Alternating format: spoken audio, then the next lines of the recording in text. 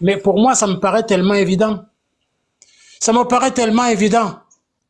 Parce que si tu veux, tu peux quand même pas comprendre. C'est-à-dire qu'on ne peut quand même pas accepter c'est-à-dire que, comment dirais-je, continuer à avancer avec des gens qui sont, c'est-à-dire qu'à nos trousses, pour justement, c'est-à-dire que venir continuer à nous piller. À un moment donné, il faut qu'on se révolte. D'accord. Il faut qu'on se révolte. C'est bien. Donc aujourd'hui, écoute, c'est bien de se révolter. Excuse-moi, après j'en aurais terminé.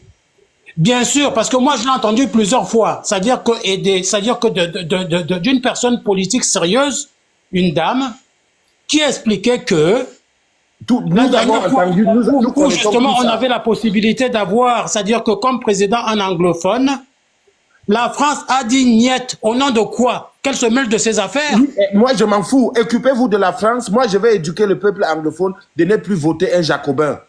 Occupez-vous de la France. Sensibilisez. Le vote ne sert à rien à partir à Sanga. Quand on vote ou quand on ne vote pas, c'est la France qui a le dernier mot. C'est ce que j'essaie de dire. On va voter un anglophone. Nous avons voté Fronti. Nous avons voté Fronti en 92. Pourquoi vous m'interrompez? Fronti a gagné les élections. La France a dit niet. Tu m'interromps encore, je descends. Personne ne me paye pour monter ici. C'est quoi ça? C'est quoi?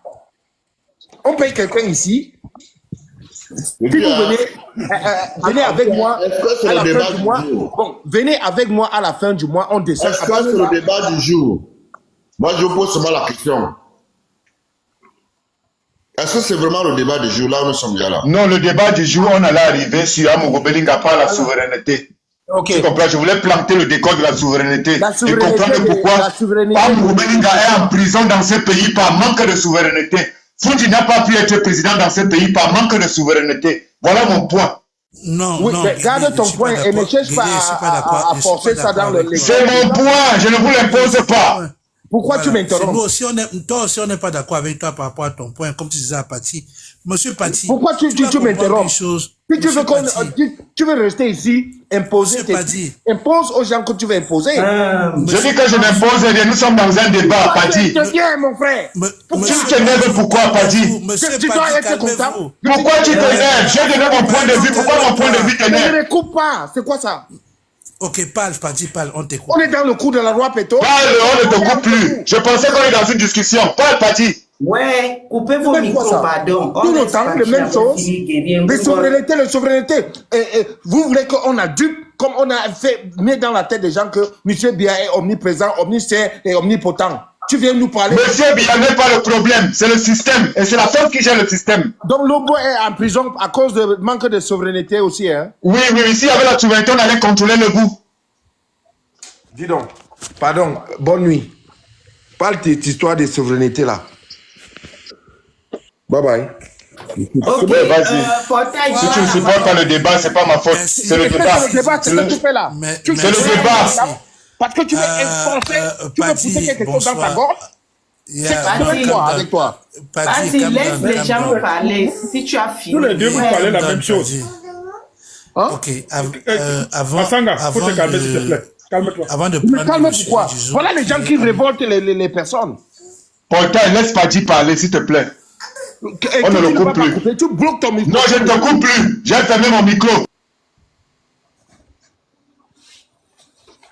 La souveraineté ne se donne pas par l'Occident. Non, c'est le peuple qui est souverain et c'est dans tous les pays comme ça.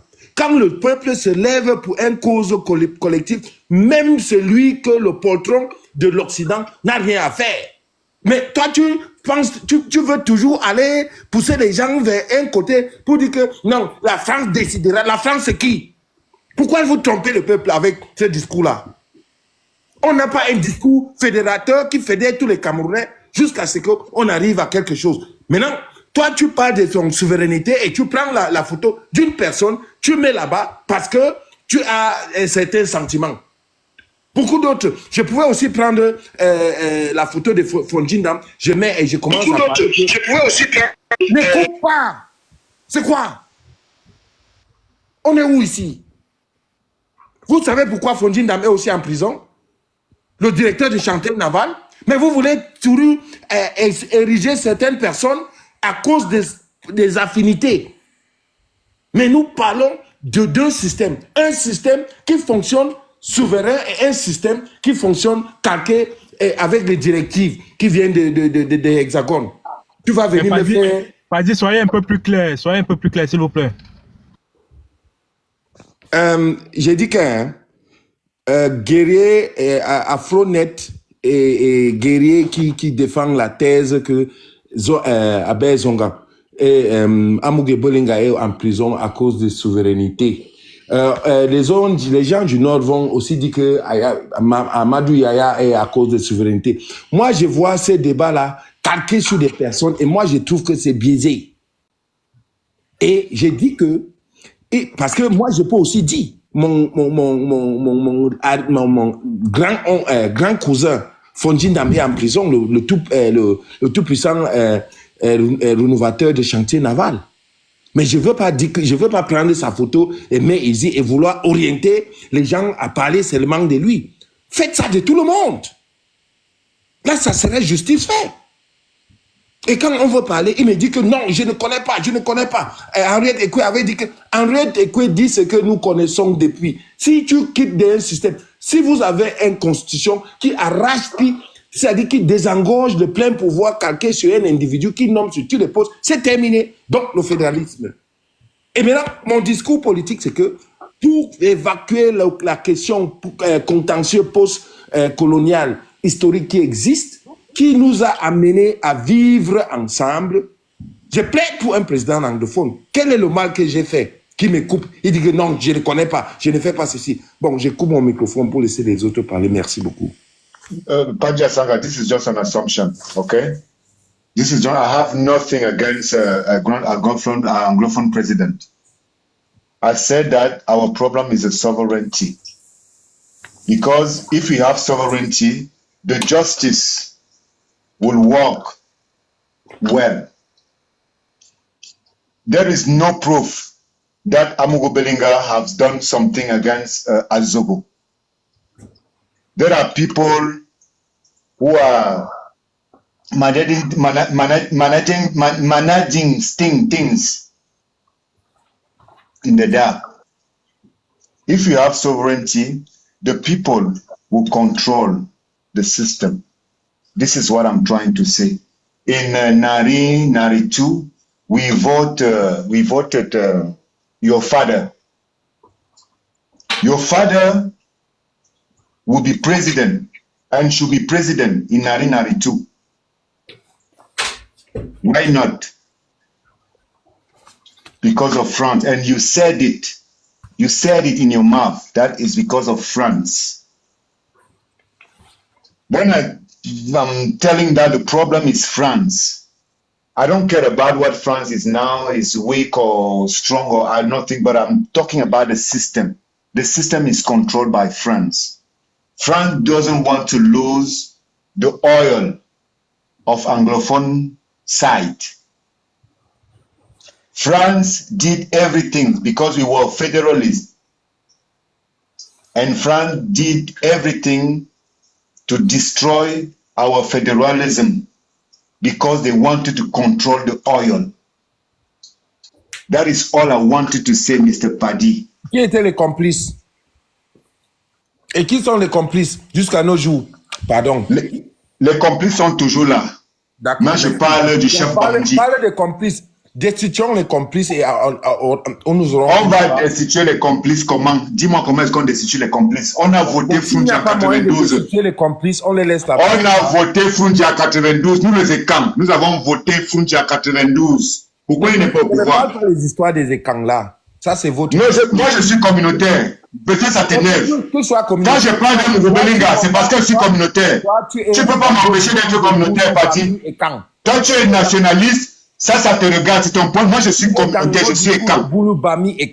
Et tu ne vas pas me tirer dans ça. Je ne te tire pas dans ça. Je donne mon point de vue parce que je suis communautaire. Je pense que la souveraineté du Cameroun doit venir des communautés. C'est pour ça que je suis communautaire. Et je suis content quand tu défends ta communauté anglophone. Je suis content. Parti, je suis content quand tu défends la souveraineté du peuple anglophone. Parce que c'est la somme de nos souverainetés qui va aboutir à la souveraineté du Cameroun. Nous devons nous battre pour nos souverainetés. Vous êtes anglophone, vous avez décidé d'être anglophone. Personne ne peut vous interdire d'être anglophone. Et nous vous soutenons, nous les ECAM, dans cette logique. Nous pensons que la souveraineté du Cameroun viendra des souverainetés des communautés. C'est une entité politique. Ce n'est pas... Toi aussi, laisse aussi finir, non? Waouh! Non, lui, il me coupe. Moi, je n'ai pas le droit de le couper parce qu'il est mon grand frère. Il n'y a pas de problème. Parle alors, grand frère. Ce n'est pas ça. Tu as... Non, tu aimes le... Tu aimes le... Comment on appelle ça? Tu aimes le Sissia. Tu comprends? Comme tu es le grand frère et tout le reste, tu viens ici, là, tu viens nous Sissia, tes petits frères. Il n'y a pas de problème. Parle alors, grand frère. Permettez-moi de réagir aussi rapidement. Hein, ok? Non, le droit de naître, je respecte le droit de naître. Padi est mon grand frère. Ok, j'espère que vous allez bien. Portail, vas-y, parle. Coupez vos micros, pardon. Bonsoir à tout le monde, j'espère que tout le monde va bien. Avant de parler du sujet du jour qui m'attriste, je vais d'abord faire un petit... Portail, est-ce que le grand frère Padi a fini? Nous sommes Bantou, le droit de naissance. Est-ce que Padi a fini?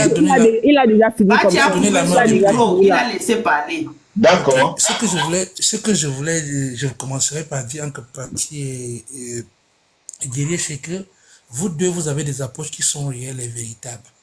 La discorde vient sur les méthodes employées pour aller vers la solution. C'est le problème de tous les Camerounais. Nous sommes tous conscients qu'au Cameroun, ceux qui sont là ont fait ce qu'ils ont pu avec les moyens qu'ils avaient par rapport à leur réalité. Les conséquences, nous les subissons tous.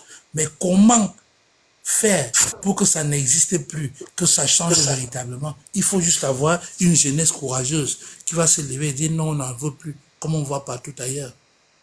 Ceux-là qui nous ont poussés dans ce trou-là, aujourd'hui, ils n'ont plus le même pouvoir, ils n'ont plus la même puissance pour pouvoir contrôler et déstabiliser. Ceux qui sont au pouvoir n'ont plus rien à perdre. Si on tue quelqu'un de 94 ans qui a tout fait, qui a tout eu, son nom reste dans la gloire pour l'éternité. Alors, les grands changements peuvent s'imposer en 2025 et si la jeunesse est courageuse, on peut changer de cap, comme on a vu dans certains pays.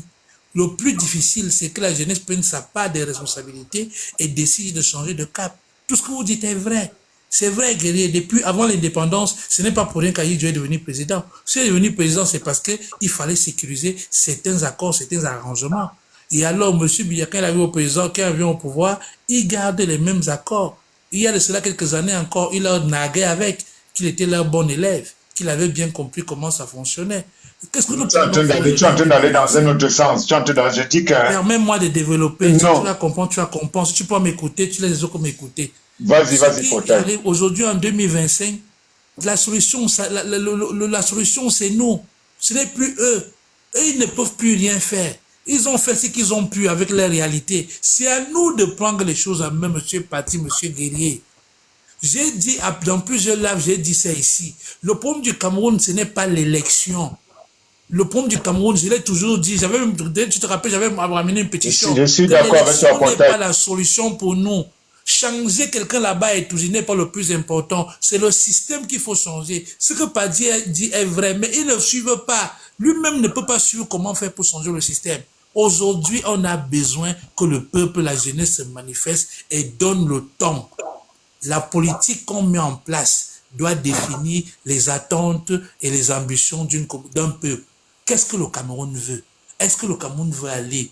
C'est ça, c'est à cette jeunesse que nous représentons aujourd'hui. C'est à nous de définir et orienter ça. Aujourd'hui, quand je vois le cas de Libéré Amour-Blinga, moi je suis désolé mes frères, c'est Créta. Quand il fallait que nous nous manifestions pour faire ça, nous avons dormi l'esprit. Il n'est pas le premier cas. Vous avez peut-être la mémoire courte. Ondondo, si je me confonds, que je ne confonds pas de nom, le premier directeur du FECOM, qui a développé, qui a désengagé toute la zone de l'extrême sud. Grâce à lui, on peut prendre la voiture aujourd'hui à Yaoundé à 5 heures, à 14 heures, on est à Kiosi. Grâce à lui, parce qu'avant lui, c'était le parcours des titans. Tu faisais 2 jours en Kebolo Bambam, et en prison depuis plus de 20 ans. Nous ne nous indignons pas. Et pourtant, l'argent qu'on l'accuse d'avoir volé, il a mis ça dans le développement de sa communauté. Il a mis dans le développement de sa communauté. Mais quand on l'arrêtait, les communautés étaient où pour marcher, dire que non, c'est nos frères, on ne doit pas le laisser mourir. Grâce à lui, on a le courant, on a les hôpitaux, on a la route, on a le développement. Nous sommes restés muets. On est resté muets et silencieux en train de mourir en prison. Il n'est pas le seul. Je peux citer comme ça même 10 exemples qui ont volé, qui ont aidé les communautés, on a vu. Mieux de ceux qui ont... Moi, je préfère celui qui vole, il aide la communauté, que celui qui vole, il va garer chez les Blancs, il envoie ses enfants en Europe. Aujourd'hui, le cas de M. Amoko Belinga, quand il fallait que la communauté se lève, marche à Yaoundé, fasse des marchés morts, oui, week-end mort, pas de marché, et tout dit, mais tous les grands marchés, on bloque. Personne, le peuple est fâché. Les autochtones, le peuple du sang n'est pas content. Son fils est en prison. On ne l'a pas fait. On ne l'a pas fait. Aujourd'hui, ils sont à plus d'1 an de prison. L'enquête est déjà en cours. C'est au début du procès qu'on pouvait intimider l'orientation des choses. On a vu toutes les similarités qui se sont passées dans ce procès, qui n'est pas toujours fini. Aujourd'hui, quand on le dise, certains vont dire que non, il est coupable. C'est déjà le chromatisme est déjà dans l'esprit des uns et des autres. C'est pas la première fois qu'on tue, qu'on anéantit un leader de nos communautés qui veut aussi devenir titan comme le reste. C'est pas, il y a des cas et des cas, je pense, c'était même 10 ici maintenant. Ils sont même pleins, Mendoza aussi. Voilà, ils sont pleins qui sont dans l'ombre qu'on n'en parle pas. On choisit les qui sortent de prison. On a vu Yves Michel. On ne sait même pas de quel côté il est toujours prisonnier ou il est en liberté. Ça fait combien d'années qu'il est parti? On n'en parle pas et pourtant il était dans des dossiers hyper lourds. Donc à un moment donné, si nous ne prenons pas la résolution d'affronter la réalité en face et de faire face à la triste vérité, nous n'allons pas avancer. On aura toujours des débats comme ça qui vont chauffer, on va se tirer dessus et le système sera toujours là. Je ne voudrais plus parler de système. Quand Padi le dit, c'est pas pour dire que ce que tu dis n'est pas vrai. C'est pour qu'il ne s'enregistre plus dans le cas des victimes. Je ne peux plus mettre le tort sur ce qui s'est passé en 60, en 71, en 83, en 91, en 96. Non, je suis en 2025. C'est à moi de décider en cette année qu'est-ce que mon fils doit, quel genre de village mon fils doit hériter demain. Ce n'est plus, si je m'attarde, la jeunesse d'aujourd'hui s'attarde trop sur les décisions d'hier, d'attendre. Non, vous ne pouvez pas juger vos parents, c'est la Bible. Tu ne peux pas juger ton père. Nous n'avons pas le pouvoir de juger ces gens. Ils sont nos papas. Ils ont fait ce qu'ils ont pu. Ils n'avaient pas les mêmes informations que nous. Ils n'avaient pas les mêmes connaissances que nous. Ils n'avaient pas le même courage que nous. Ils sortaient d'une colonisation qui avait été brutale, sévère. Ils étaient stigmatisés, ils avaient peur. Ils avaient juste, ils croyaient à l'espoir d'indépendance. Ils se disaient qu'avec le temps, les choses vont changer. Ce n'était pas les mêmes contextes. Ils ne sont pas comme nous. Ils n'avaient pas les armes comme Internet que nous avons aujourd'hui. Nous avons tout ça. Ce qu'ils n'avaient pas hier. C'est pourquoi nous sommes obligés de respecter et de faire pour nous notre travail. Oui, les conditions d'après-11 ne sont pas les mêmes qu'aujourd'hui. Oui, ce ne sont pas les mêmes conditions. Moi, je me rappelle, j'étais petit en 91 pendant les émeutes à Douala. Le SDF, quand il faisait des marches, c'était un peu comme les marches aujourd'hui. À l'époque de John Frondi, quand John Frondi annonçait seulement que je serais à Douala samedi 14, c'est toute la ville qui était paralysée.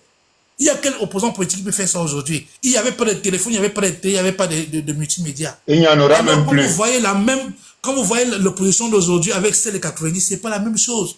Parce que le peuple a été apeuré. Les gens ont vu beaucoup de choses et les Camerounais veulent d'abord la paix. Les gens ont perdu leurs enfants, ils ont perdu leur emploi, ils ont perdu leurs biens. Aujourd'hui, le Camerounais se dit que s'il faut un changement, il faudrait que ce changement soit pacifique. Est-ce que l'opposition travaille donc pour un changement pacifique? Non. Est-ce que la jeunesse pense pour un changement de système pacifique? Non. La seule chose, il y a deux choses au Cameroun qui vont passer et qui vont marcher. Excusez-moi de le dire ici.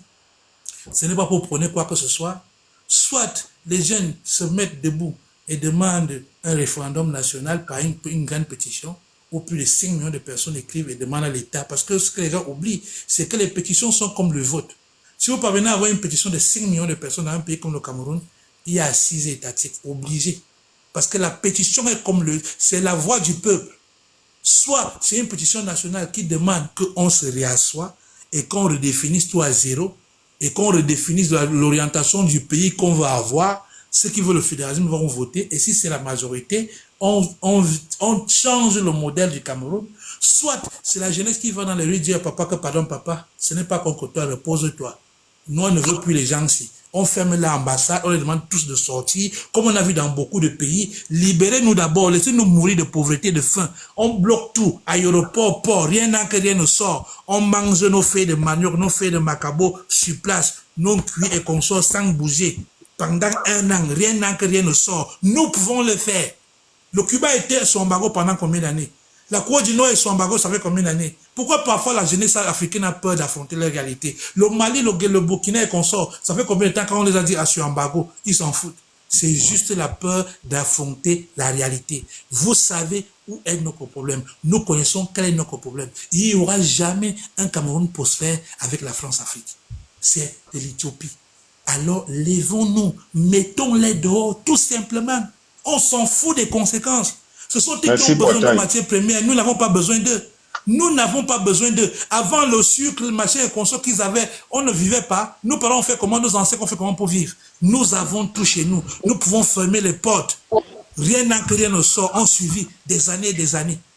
Oui, même sans électricité, même sans Internet, nous allons vivre. Nous avons la terre, une terre fertile. Nous allons, il y a le taux de suffisance alimentaire au Cameroun. On va s'en sortir. On n'est pas à l'église ici, là, pardon. Parce que il y a un anteloupe dans ce que tu dis là.